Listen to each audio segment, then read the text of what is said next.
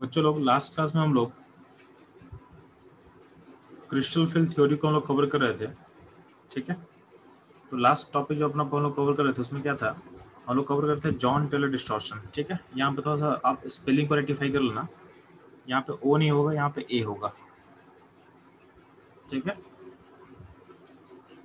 अब जो John Teller effect है उसके बारे में हम लोग कवर कर चुके हैं। तो बोला हुआ एक क्वेश्चन मैं आपको दे रहा हूँ, ध्यान देना। तो थोड़ा सा आपको इन्फॉर्मेशन समझ में आना चाहिए। कभी कभी एक वर्ड यूज होता है, लो स्पिन हाई स्पिन। ठीक है, तो लो स्पिन का मतलब क्या होता है बच्चों लोग, और बोलते हैं लो स्पिन, इसको आप बोल सकते हो, जब भी लो स्पिन लिखा है इसको अगर आप सोचना तो बोल सकते हो स्ट्रॉन्ग फील्ड लिगेंड की तरह कंपेयर करोगे इसको आप, स्ट्रॉन्ग लिगेंड से इसको आप कंपेयर कर सकते हो। यानी लो स्पिन का मतलब क्या है कि जब आप फीलिंग करते हो ना अपने डी ऑर्बिटल को, तो पहले पेयरिंग करेगा, मतलब T2G लेवल में ही क्या होगा, जब फीलिंग करते हो तो पहले ऐसा होगा ऐसा होगा ऐसा होगा। ठीक है, फिर पेयरिंग होगा T2G लेवल का, और फिर EG लेवल में इलेक्ट्रॉन जाएगा, फिर EG लेवल में इलेक्ट्रॉन जाएगा, फिर पेयरिंग करेगा। तो लो स्पिन में इस तरह से पेयरिंग होता है। देन लो स्पिन को आप कंपेयर कर सकते हो स्ट्रॉन्ग लिगेंड की तरह। सिमिलरली अगर आपके सामने अगर वर्ड यूज रहेगा हाई स्पिन कॉम्प्लेक्स, तो हाई स्पिन का मतलब को लिंक कर सकते हो आप वीक लिगेंड की तरह। तो हाई स्पिन का मतलब क्या है, वीक लिगेंड, यानी इसमें पेयरिंग नहीं होता है। ठीक है, तो लो स्पिन का मतलब पेयरिंग पेयरिंग टेक प्लेस। ठीक है, हाई स्पिन का मतलब क्या होता है कि pairing pairing do not take place, do not take place. ठीक है, अब ध्यान देना, जब हम जॉन टेलर डिस्टॉर्शन कवर कर रहे थे तो आपको बता चुके थे कि जब भी आपका अनसिमेट्रिकली फील्ड होगा डी ऑर्बिटल्स, यानी जो अगर में अनसिमेट्रिकल फीलिंग होगा तो आपका जॉन टेलर डिस्टॉर्शन ऑकर करेगा। ठीक है, पॉइंट क्या था, हम क्या बोले थे कि आपके पास डी ऑर्बिटल कैसा होता है जी, तो डी ऑर्बिटल को दो पार्ट में बांटा हुआ है, T2G एंड EG। तो T2G set and EG set. ठीक है, तो ये आपका डी ऑर्बिटल का सेट है, पांचों डी ऑर्बिटल से इस दो पार्ट में बढ़ता है, इन दो टाइप में स्प्लिट होता है। ठीक, तो बोला गया है कि जॉन टेलर इफेक्ट कब ऑकर करेगा, इफेक्ट तभी ऑकर करता है, ऑकर ड्यू टू अनसिमेट्रिकल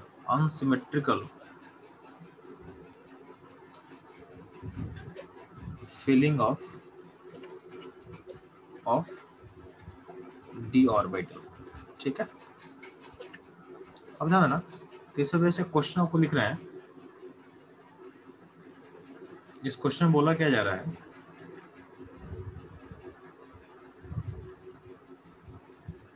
तो क्वेश्चन में बस हम लिख रहा हूं, क्वेश्चन क्या है आपके पास, Jahn Teller effect, Jahn Teller effect, तो कहीं कहीं वर्ड इफेक्ट यूज करेगा, कहीं कहीं वर्ड यूज करेगा डिस्टॉर्शन, कहीं कहीं वर्ड यूज करता है डिस्टॉर्शन। ठीक है, जॉन टेलर इफेक्ट या Jahn Teller distortion is not observed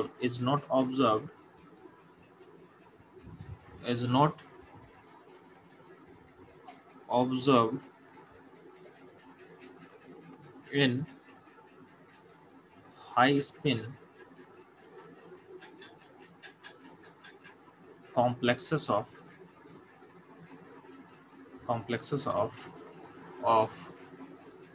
option दिया हुआ था। पहला ऑप्शन है D7, सेकेंड ऑप्शन था आपके पास D8, थर्ड ऑप्शन आपके पास है D4 एंड फोर्थ ऑप्शन के पास है D9। ठीक है, तो आप ऑप्शन मुझे बताएंगे कि कौन सा करेक्ट ऑप्शन होगा, कि किस केस में, मैंने आपको बता दिया कि आपके पास हाई स्पिन कॉम्प्लेक्स है। ठीक है, हाई स्पिन कॉम्प्लेक्स में किसमें जॉन टेलर डिस्टॉर्शन ऑकर नहीं करेगा। ठीक है, तो फटाफट मुझे आंसर बताएंगे आप लोग। चलो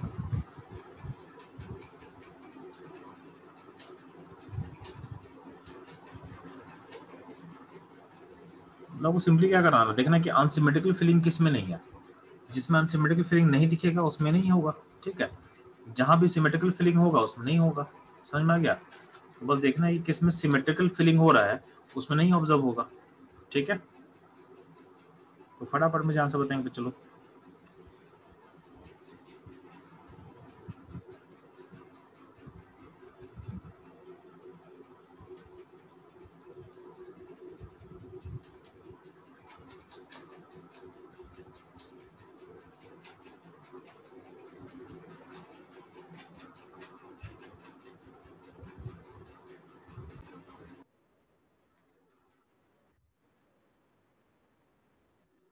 ध्यान सुनो बच्चों लोग, इस क्वेश्चन में आपको देखना है कि कब आपका सिमेट्रिकल फीलिंग होगा। आपके पास T2G और EG लेवल में ड्रॉ कर दे रहा हूँ, ठीक है, फिर मैं इलेक्ट्रॉन को ड्रॉ कर रहा हूँ, पहला सेकंड थर्ड सिमेट्रिकल फीलिंग है, लेकिन D3 ऑप्शन नहीं है, ठीक है। 4 5 भी सिमेट्रिकल फीलिंग है। तो सिमेट्रिकल फीलिंग में बताते जा रहा हूँ, जब आपका हाई स्पिन कॉम्प्लेक्स होगा तो सिमेट्रिकल फीलिंग कौन कौन होगा मैं बता रहा हूँ आपको। तो सिमेट्रिकल फीलिंग कहाँ कहाँ होगा, जब D0 होगा, D3 होगा, D5 होगा, ठीक है। आगे मैं देखता हूँ, तो D6 D7 D8 ये भी सिमेट्रिकल फीलिंग है, तो D8 सिमेट्रिकल फीलिंग होगा आपका, ठीक। फिर D9 D10 फिर D10 सिमेट्रिकल फीलिंग होगा। यानी इन सारे केसेस में अगर हाई स्पिन कॉम्प्लेक्स रहेगा तो इन सारे केसेस में आपका जॉन टेलर इफेक्ट ऑकर नहीं करेगा। ये सारा केसेस है जहाँ पे जॉन टेलर इफेक्ट ऑकर नहीं करेगा। तो इसमें देखो ऑप्शन कौन सा ही दिख रहा है आपको, तो यहाँ पे D8 आपको दिख रहा है, तो D8 यहाँ दिख रहा है ऑप्शन 2 में, यानी option 2 is correct option, option 2 is correct option, ठीक है। बात समझ में आ गया? तो जहाँ भी सिमेट्रिकल फीलिंग होगा वहाँ पे जॉन टेलर डिस्टॉर्शन ऑकर नहीं करता है। सिमेट्रिकल फीलिंग में क्या होगा, Jahn Teller effect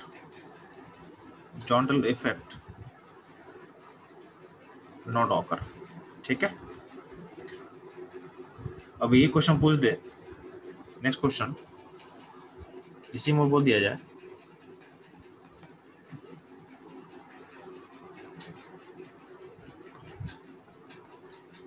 which complex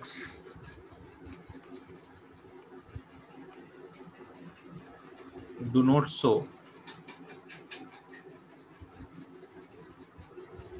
ठीक है, Jahn Teller effect in high spin complex,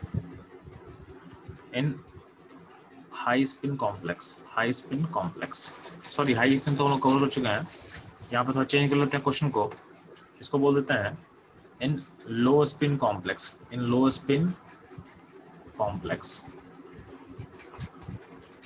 ठीक है, which complex do not show John Taylor effect in low spin complex,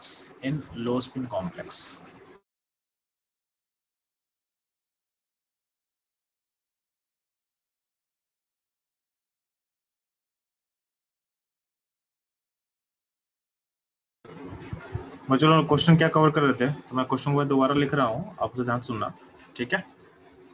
मेरा क्वेश्चन क्या है कि अगर आपका कॉम्प्लेक्स अगर हाई स्पिन होगा, सॉरी लो स्पिन होगा, तो इन विच कॉम्प्लेक्स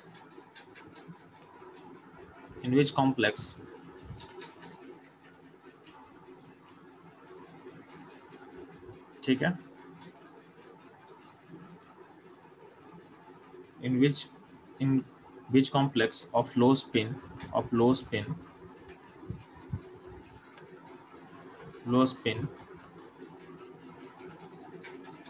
John Taylor effect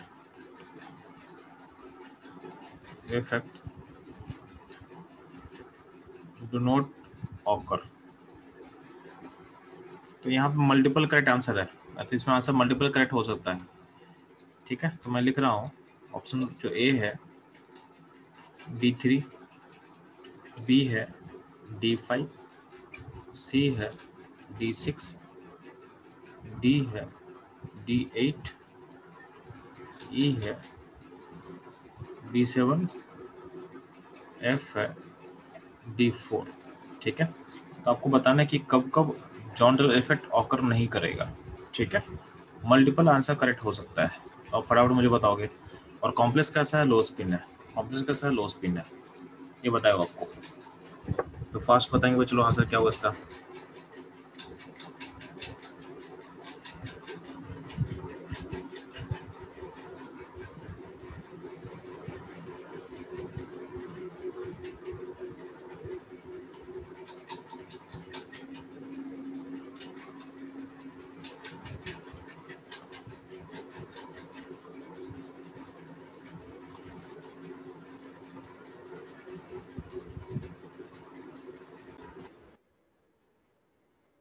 बच्चों लोग इसका आंसर क्या होगा, ध्यान सुनना आप लोग। क्योंकि लो स्पिन कॉम्प्लेक्स है, तो लो स्पिन कॉम्प्लेक्स में सिमेट्रिकल फिलिंग कब का हुआ, ध्यान देना। तो ये हुआ T2G लेवल आपका, और ये हुआ आपका EG लेवल। ठीक है, ये हुआ आपका EG लेवल। यानी जो डी ऑर्बिटल का स्प्लिटिंग के बाद जो दो लेवल बनता है उसका मैं नाम लिख दे रहा हूँ आपके सामने। ठीक है, अब इसका हम लोग फिलिंग करेंगे, तो ध्यान दोगे D1 D2 D3। तो सिमेट्रिकल फिलिंग कब कब पॉसिबल है जी, तो ध्यान दोगे D0 केस में, D3 केस हुआ, ये हुआ D4 D5 D6। तो D6 में क्या है, D6 भी सिमेट्रिकल फिलिंग दिख रहा है हमको। फिर यहाँ ये हुआ D7 D8, D8 भी सिमेट्रिकल है। D9 D10, तो D10 भी क्या सिमेट्रिकल है। ये सारा सिमेट्रिकल फिलिंग है, जिसमें आपको जॉन टेलर इफेक्ट ऑकर नहीं करेगा। अब ध्यान ना, आपके ऑप्शन को देख चेक करते हैं कि इसमें से कौन कौन होगा। तो D3 हमको दिख रहा है, ठीक है, D6 मेरे को दिख रहा है, ठीक है, और D8 मेरे को दिख रहा है। यानी ऑप्शन A C D ये होगा आपका करेक्ट ऑप्शन। ठीक है, इसमें करेक्ट ऑप्शन क्या होगा आपका, A C and D। ठीक, ये ध्यान देना आप।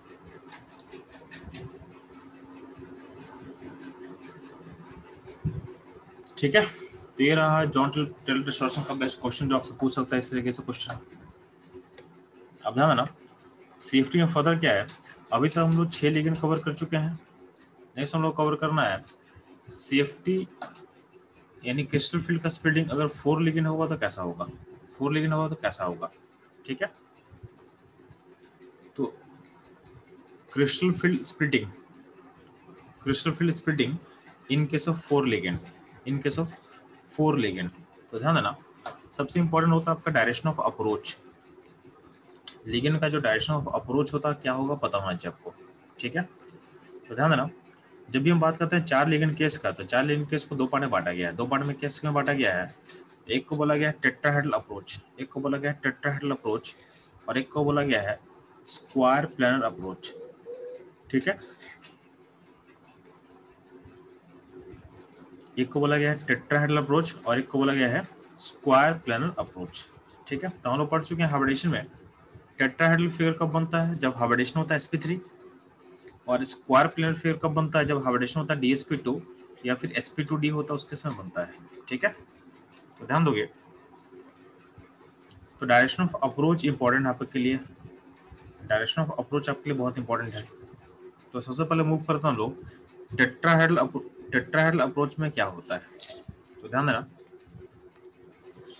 तो जब लेकिन टेट्राहेड्रल अप्रोच करता है तो ध्यान देना, अब टेट्राहेड्रल अप्रोच कैसे होता है ध्यान सुनो पहले आप। जैसे मान लेते हैं कि आपका जो मेटल है वो रखा हुआ ओरिजिन पे, वो रखा हुआ ओरिजिन पे, यानी यहाँ पे आपका मेटल रखा हुआ है, यहाँ आपका मेटल है। ठीक है, अब लिगेंड अप्रोच कर रहा है कैसे, तो अगर लिगेंड का अप्रोच टेट्राहेड्रल होगा तो ध्यान देना उसका अप्रोच कैसा होता है। तो आप ऐसा सोचोगे कि लिगेंड जो आपका जो क्वाड्रेंट्स है ना, तो आपके पास टोटल 8 क्वाड्रेंट है, तो 8 में से जो ऑल्टरनेट क्वाड्रेंट होगा वहां से लिगेंड आएगा। ठीक है, और क्वाड्रेंट जो भी है, तो यहाँ पे देखोगे इसमें से क्वाड्रेंट के बी ऑलमोस्ट मिड से आता है। ठीक है, जैसे मान लिया एक लिगेंड यहाँ से आएगा, एक लिगेंड यहाँ से आ रहा है, तो एक लिगेंड यहाँ से आ रहा है। ठीक है, यानी फर्स्ट क्वाड्रेंट अगर में होगा तो नेक्स्ट होगा थर्ड क्वाड्रेंट में। जैसे मैं मार्क कर दे रहा हूँ, ये मेरा फर्स्ट क्वाड्रेंट में अगर लिगेंड है, ये लिगेंड अगर फर्स्ट क्वाड्रेंट में है, तो ये जो लिगेंड अप्रोच कर रहा है ये अप्रोच करेगा थर्ड क्वाड्रेंट से, यानी सेकंड को छोड़ देगा, सेकंड फोर्थ छोड़ देगा। ठीक है, तो पहला क्वाड्रेंट से अगर लिगेंड अप्रोच करेगा तो सेकंड लिगेंड अप्रोच करेगा थर्ड क्वाड्रेंट से ऊपर में टॉप में, फिर ऊपर, और बाकी सेकंड फोर्थ क्वाड्रेंट से लिगेंड अप्रोच नहीं करेगा। अब नीचे में ध्यान देना, जो बॉटम में होगा, तो बॉटम में जो लिगेंड होगा नीचे वाले, नीचे का 4 क्वाड्रेंट से एक लिगेंड अप्रोच करेगा फोर्थ क्वाड्रेंट से, ठीक है। ऊपर में, अगर ऊपर में फर्स्ट एंड थर्ड होगा तो नीचे में होगा 2 एंड 4 होगा, नीचे का 2 एंड 4 होगा। तो इस तरह से अप्रोच करता है, ठीक है। तो यहाँ लिगेंड होगा, यहाँ लिगेंड होगा। तो ऊपर का फर्स्ट एंड थर्ड लोगे तो नीचे वाले का आप लेना है सेकंड लेना है, फोर्थ लेना है। तो लिगेंड का अप्रोच ऐसा होता है। तो इससे जो फिगर बनता है उसको बोलते हैं हम लोग टेट्राहेड्रल फिगर बोलते हैं, इसको बोलते हैं हम लोग टेट्राहेड्रल फिगर बोलेंगे, ठीक है। ठीक है, 3D में सोचोगे तो फिगर टेट्राहेड्रल की तरह आपको दिखेगा, ठीक है।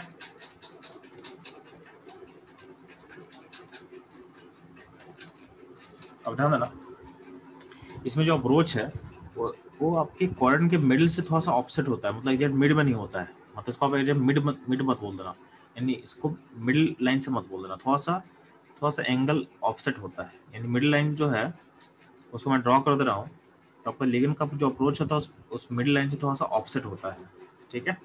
ये इंपॉर्टेंट है। अब ध्यान देना, जब लिगेंड अगर आपके एक्सिस के यानी क्वाड्रेंट के बीच में से अप्रोच करेगा तो कौन सा डी ऑर्बिटल इसके साथ रास्ते में आएगा। तो ध्यान देना, जो भी एक्सियल डी ऑर्बिटल है, यानी एक्सियल डी ऑर्बिटल का मतलब जो d x square y square है, इसके साथ इसके डायरेक्शन ऑफ अप्रोच में लाइन नहीं करने वाला। अब इसको बोलते हैं हम लोग एक्सियल डी ऑर्बिटल। जो भी एक्सियल डी ऑर्बिटल है वो इसके लाइन ऑफ अप्रोच में अब नहीं आने वाला है, ठीक है। तो आपका जो भी एक्सियल डी ऑर्बिटल है उसके लाइन ऑफ एक्शन में नहीं आने वाला है। बात समझ में आ रहा है। तो इसमें रिपल्सन क्या कम होगा, लेकिन जो भी नॉन एक्सियल डी ऑर्बिटल है, नॉन एक्सियल डी ऑर्बिटल जो भी आपके पास होने वाला है उसका डायरेक्शन ऑफ अप्रोच में आने वाला है।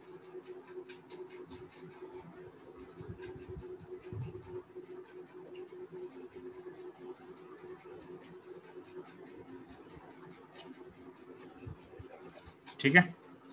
तो अब जो लिगेंड जो होगा डायरेक्टली किसके साथ रिपेल करेगा, तो जो भी नॉन एक्सियल डी ऑर्बिटल है उनसे रिपेल करेगा। ये ध्यान देना आपको, ये आपको ध्यान देना है कि जो भी नॉन एक्सियल डी ऑर्बिटल है उससे डायरेक्टली क्या होगा, डायरेक्टली ये रिपेल करने वाला है, ठीक। ये बात आपको समझ में आना चाहिए, अब ध्यान देना। अब मान लेते हैं तो आपके पास जो 4 लिगेंड केस है और हम लोग बात करें टेट्राहेड्रल, हम लोग बात कर रहे हैं टेट्राहेड्रल अप्रोच का। तो आपके पास लिगेंड दिख रहा है, यानी सॉरी आपका डी ऑर्बिटल है। लिगेंड जब अप्रोच करेगा, जब लिगेंड अप्रोच करेगा तो क्या होगा, सारा बिगिनिंग में सारा डी ऑर्बिटल का एनर्जी क्या होगा, हाई होगा। तो सारा डी ऑर्बिटल एनर्जी हाई हो जाता है, ठीक है। अब क्या होता है, अब जब लिगेंड पास आएगा तो कौन सा ऑर्बिटल ज़्यादा रिपेल करेगा, तो जो नॉन एक्सियल डी ऑर्बिटल का सेट है वो ज़्यादा रिपेल करेगा। तो जो नॉन एक्सियल डी ऑर्बिटल का सेट होगा ज़्यादा रिपेल करने वाला है, वो ज़्यादा आपका रिपेल करने वाला है, ठीक है। तो जो आपका T2, इसको बोलते हैं हम लोग T2G सेट, तो ये इसका एनर्जी अप होगा, और जो EG सेट है उसका एनर्जी डाउन होगा। इसमें उल्टा हो जाएगा जस्ट, जो आप लोग पढ़े हो इसमें ऑक्टाहेड्रल फील्ड का, यानी 6 लिगेंड केस में जो पढ़े थे उसका रिवर्स हो रहा है, क्योंकि आपका लिगेंड का अप्रोच क्या है वो एक्सिस क्वाड्रेंट के बीच में से है ना। तो क्वाड्रेंट के बीच में होगा तो जो नॉन एक्सियल डी ऑर्बिटल होगा उसमें रिपल्सन ज़्यादा होगा, और जो एक्सियल सेट है डी ऑर्बिटल का उसमें रिपल्सन कम होगा। तो EG सेट में रिपल्सन कम होगा तो उसका एनर्जी नीचे आएगा, और जो T2G सेट है उस पर आपका रिपल्सन ज़्यादा होगा, उसका एनर्जी ऊपर जाएगा। और यहाँ जो स्प्लिटिंग होता है उसके लिए हम लोग एक टर्म डिनोट करते हैं डेल्टा टी। टी मतलब टेट्राहेड्रल, तो डेल्टा मतलब डिफरेंस, टी मतलब टेट्राहेड्रल। तो टेट्राहेड्रल फील्ड का स्प्लिटिंग के लिए हम वर्ड यूज करते हैं डेल्टा टी। बात समझ में आएगी बच्चे लोग। तो delta T is a word use for tetrahedral field splitting in case of tetrahedral field. बात समझ में आ गया। अब जो टेट्राहेड्रल स्प्लिटिंग है, जो डेल्टा टी है, उसका वैल्यू छोटा होता है, वो वैल्यू कम होता है, रीजन समझो ध्यान से। तो जो डेल्टा टी देखा गया है डेल्टा टी का जो वैल्यू होता है ना, वो पेयरिंग एनर्जी से हमेशा कम होता है, वो पेयरिंग से हमेशा कम होगा। यानी पेयरिंग एनर्जी का जो वैल्यू होता है वो हमेशा डेल्टा टी से बड़ा होता है। यानी इस केस में क्या होगा, पेयरिंग प्रोसेस, यानी जो पेयरिंग पेयरिंग में जो एनर्जी आपको चाहिए होता है वो एनर्जी बड़ा होता है डेल्टा टी के रिस्पेक्ट में। इसका मतलब टेट्राहेड्रल फील्ड में कभी भी आप पेयरिंग मत करना। तो अगर पेयरिंग एनर्जी बड़ा है डेल्टा टी से, इसका मतलब पेयरिंग कभी ऑकर नहीं करेगा। ठीक है, इसका मतलब टेट्राहेड्रल फील्ड जब भी रहेगा तो T2G ऊपर रहेगा, Eg नीचे रहेगा। तो इलेक्ट्रॉन का फिलअप कैसे होगा, तो इलेक्ट्रॉन फिलअप पहले यहाँ इलेक्ट्रॉन जाएगा, यहाँ जाएगा, पेयरिंग नहीं होगा, फिर ऊपर जाएगा, फिर नीचे आएगा, पेयरिंग करेगा, फिर ऊपर पेयरिंग करेगा, ऐसा होगा पेयरिंग। मतलब नीचे ऊपर बिना किए हुए नीचे पेयरिंग मत करना। ठीक है, तो टेट्राहेड्रल फील्ड में पेयरिंग कभी नहीं ऑकर करेगा। यानी ये काम मत करना कि T2 आप नीचे वाले में ही पेयरिंग मत कर देना, ऐसा हो कि ऐसा ये काम नहीं होगा, ये काम नहीं होगा। ठीक है, पहले नीचे डालना, फिर ऊपर डालना, फिर पेयरिंग करेंगे। ठीक है, ऐसा नहीं है कि बिना ऊपर डाले हुए यानी बिना T2G को फील्ड किए हुए आप पेयरिंग कर दोगे, वो काम मत करना। ठीक है, पी यानी पेयरिंग एनर्जी क्या है, टेट्राहेड्रल फील्ड से के स्प्लिटिंग से बड़ा होता है तो क्या होगा, पेयरिंग कभी ऑकर नहीं करेगा, पेयरिंग कभी ऑकर नहीं करेगा। ठीक, ये इंपॉर्टेंट पॉइंट है। यानी क्या होता है, टेट्राहेड्रल फील्ड हमेशा हाई स्पिन कॉम्प्लेक्स बनाएगा। इन tetrahedral field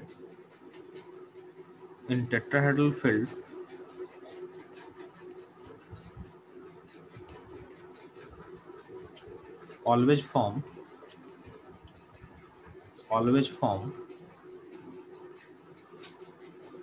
high spin complex,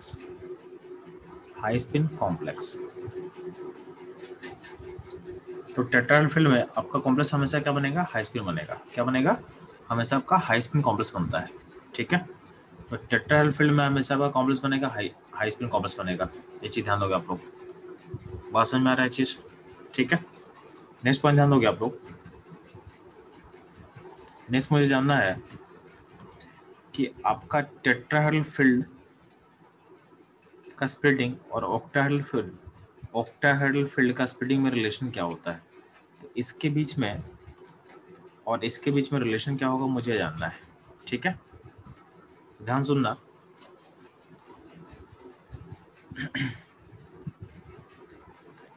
तो relation between tetrahedral and octahedral field, ठीक है, कि स्प्लिटिंग में क्या रिलेशन होता है, ध्यान देना। तो चूंकि ध्यान देना, ऑक्टाहेड्रल फील्ड में स्प्लिटिंग में कितना लिगेंड पार्टिसिपेट करता है, तो 6 लिगेंड पार्टिसिपेट करता है। तो अगर 6 लिगेंड के कारण स्प्लिटिंग अगर इतना होगा तो एक लिगेंड के कारण कितना होगा, तो डेल्टा नॉट बाई 6। तो 4 लिगेंड के कारण कितना होगा, तो डेल्टा नॉट बाई 6 इंटू 4 यानी 2/3 डेल्टा नॉट करेगा। तो 4 लिगेंड का जो फील्ड का स्प्लिटिंग का वैल्यू होगा वो इसके इक्विवेलेंट होगा। तो आपका टेट्राहेड्रल फील्ड में लिगेंड कितना होता है, 4 होता है। अब ध्यान देना, तो 4 लिगेंड होगा तो स्प्लिटिंग का वैल्यू इतना होना चाहिए, यानी डेल्टा टी और ऑक्टाहेड्रल फील्ड में रिलेशन ऐसा होना चाहिए था, बट ये भी नहीं होता है। इसका रीजन हो तो ये नहीं होता है, ऐसा होना चाहिए था बट ये नहीं होता है। क्यों नहीं होता है, क्योंकि जो आपका डायरेक्शन ऑफ अप्रोच है ना, वो एग्जैक्ट ऑर्बिटल के लाइन के अलोंग द लाइन पे नहीं है। ठीक है, हम लोग क्या देखे थे कि आपका जो लिगेंड अप्रोच करता है थोड़ा सा बीच से हट के अप्रोच करता है। मतलब आपका एक्सिस अगर ऐसा रहेगा, यानी आपका ऑर्बिटल अगर ऐसा है, ठीक है, तो लिगेंड का अप्रोच थोड़ा सा ऐसा रहता है। तो लिगेंड का अप्रोच इधर होगा, यानी थोड़ा सा एंगल ऑफसेट रहता है, यानी एग्जैक्ट ऑर्बिटल के साथ के लाइन में अप्रोच नहीं करता है। तो इस ऑफसेट होने के कारण क्या होता है, एक और 2/3 का फैक्टर ऐड हो जाएगा। इसका मतलब अगर हमसे पूछ रहे हैं कि डेल्टा टेट्राहेड्रल फील्ड का स्प्लिटिंग का जो वैल्यू है ऑक्टाहेड्रल के साथ क्या रिलेशन होगा, तो ध्यान ना, उसमें 2/3 का फैक्टर एक आ रहा है क्योंकि लिगेंड का नंबर कम है। यहाँ देख रहे हो ना, यहाँ पे 2/3 का फैक्टर दिख रहा है आपको। क्यों ये 2/3 का फैक्टर आ रहा है, क्योंकि लिगेंड का नंबर 4 हो चुका है। तो यहाँ पे एक 2/3 का फैक्टर इसलिए आएगा क्योंकि लिगेंड का नंबर 4 हो चुका है। इन लिगेंड का नंबर जो है वो डिक्रीज कर चुका है, इसलिए यहाँ पे एक 2/3 का फैक्टर आएगा, यहाँ पे एक 2/3 का फैक्टर आएगा। बात समझ में आ गया।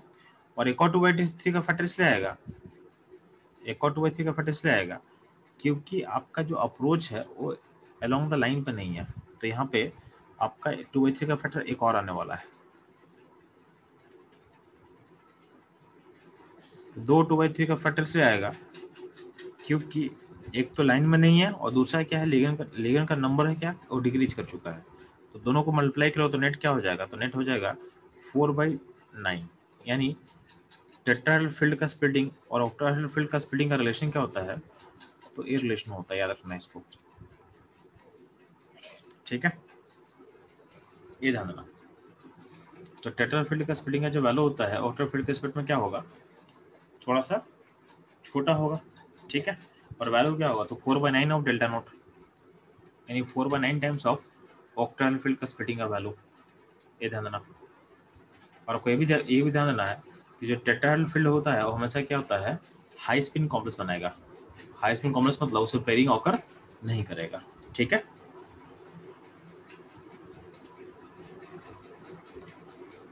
ध्यान देना।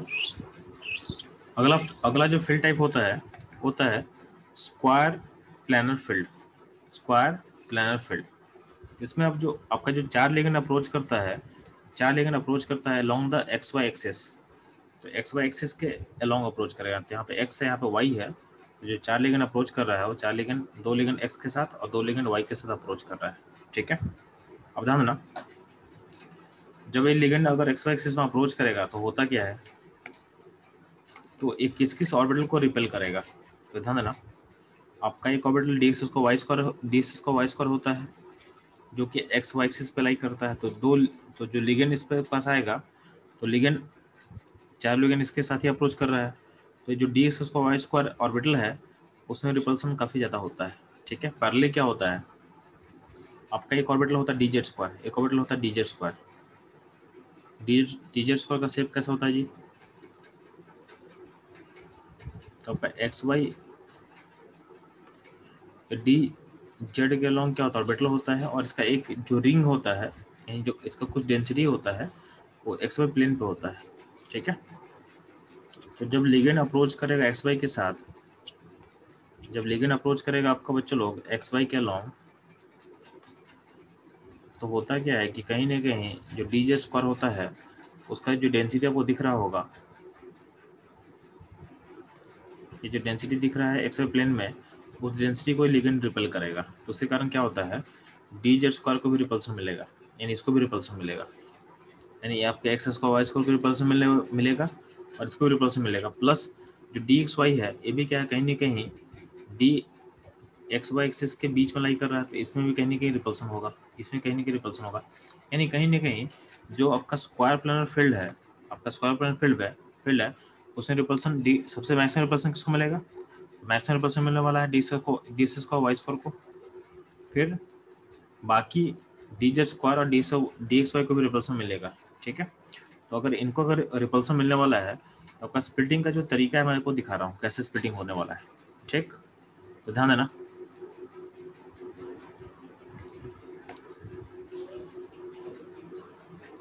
तो आपका स्प्लिटिंग होता क्या, ध्यान देना।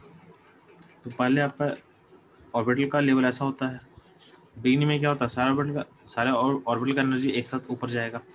अब क्या होगा, इनमें स्प्लिटिंग होता है, किस केस में होगा, जो डी स्क्वायर वाई स्क्वायर है डी स्क्वायर वो पहले ऊपर जाएगा और बाकी तीनों नीचे आएगा, लेकिन यहाँ तक स्टॉप नहीं करेगा, लेकिन फर्दर अप्रोच करेगा तो जो d S square x square y square है इसको रिपल्सन बहुत ज़्यादा मिलने वाला है, तो क्या होगा, इसका एनर्जी ऊपर चला जाएगा। और यहाँ से जो डी एक्स वाई है उसको भी रिपल्सन मिलेगा तो उसका एनर्जी कुछ यहाँ पहुँच जाएगा, ठीक है। और जो डी जेड स्क्वायर है उसका रिपल्सन कुछ डिक्रीज करेगा तो क्या होगा, उसका लेवल यहाँ जाएगा। और जो डी वाई जेड है और डी जेड से उसका लेवल यहाँ पर आएगा, उसका लेवल यहाँ पर आएगा, ये ध्यान देना आप। तो ये हो गया एनर्जी का ऑर्डर। और यहाँ से यहाँ पे वैल्यू होता है इसको बोलते हैं स्क्वायर प्लानर फील्ड का स्प्लिटिंग। डेल्टा एस पी मतलब होता है splitting in square planar field, splitting in square planar field इसको बोलता हूँ, ठीक है। यहाँ पे देखना कभी कभी पूछ सकता है कि स्क्वायर प्लानर फील्ड में एनर्जी का ऑर्डर क्या होगा, एनर्जी का ऑर्डर क्या होगा, तो ध्यान देना।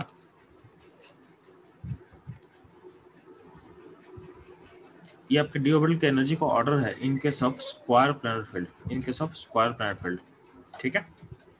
अब ध्यान रखिए, जो स्क्वायर प्लानर फील्ड का जो वैल्यू होता है ना वो ऑक्टाहेड्रल फील्ड से ज़्यादा होता है, ठीक है। तो ऑक्टाहेड्रल फील्ड से क्या होता है, ज़्यादा होता है। एग्जैक्ट रिलेशन देखोगे तो delta s p equal to होता है 1.3 डेल्टा नॉट, यानी ऑक्टाहेड्रल फील्ड का 1.3 टाइम्स क्या होगा, डेल्टा स्क्वायर प्लेनर होगा। बात समझ में आ गया, ठीक है। और ध्यान देना, जो डेल्टा स्क्वायर प्लेनर होता है वो हमेशा पेरिंग से क्या होता है, बड़ा होता है, यानी पी से बड़ा होता है। यानी पेरिंग एनर्जी क्या होगा, अगर लार्ज होगा तो इसका मतलब क्या होगा, स्क्वायर प्लेनर फील्ड में pairing always occur, pairing always occur, ठीक है।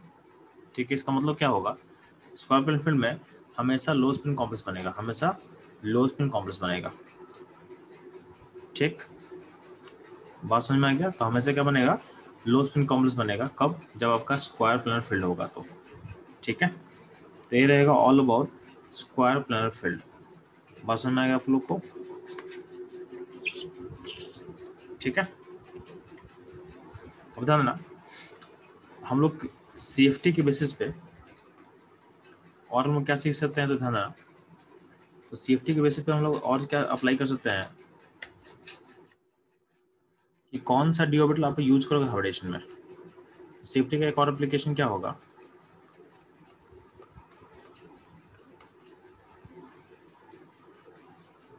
तो अगर मान लेते हैं कि हाइब्रिडेशन sp3d2 है, तो क्वेश्चन आता है कि इसमें कौन कौन सा डी ऑर्बिटल होगा।